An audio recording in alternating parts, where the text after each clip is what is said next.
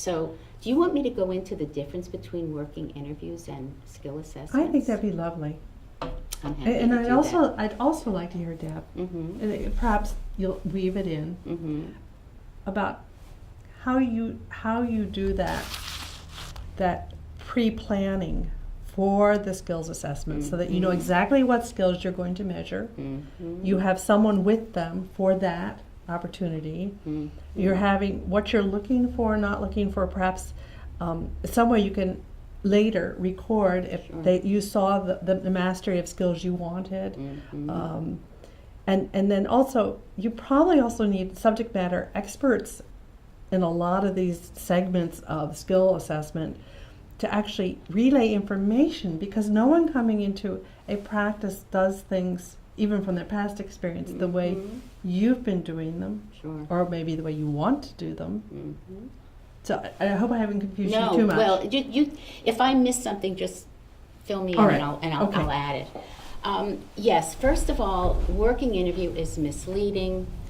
I have seen cases, and it's rare, but I've seen cases where it was so poorly described to the applicant that she assumed it was a hire, and when she wasn't hired, she tried to collect unemployment insurance. It can't happen, but it's a hassle. That's one reason we don't use the term. The other reason is because it's become just a term.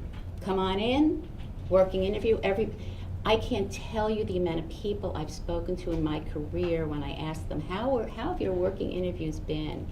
And it's anything from a joke to, I just sat there, I don't know how they even could evaluate me. Exactly. The point is, you're supposed to be evaluating these people, and they, in turn, are supposed to be evaluating you and your practice. It's a two-way street. So calling it a skill assessment, okay? Prepare for it. Like I said, what position are you looking to fill?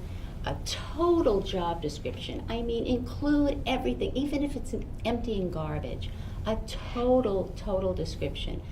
But more than that, I also have my clients fill out a information sheet.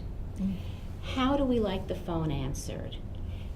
Does the doctor accept all phone calls at any time? Who does he accept calls from and who does he not?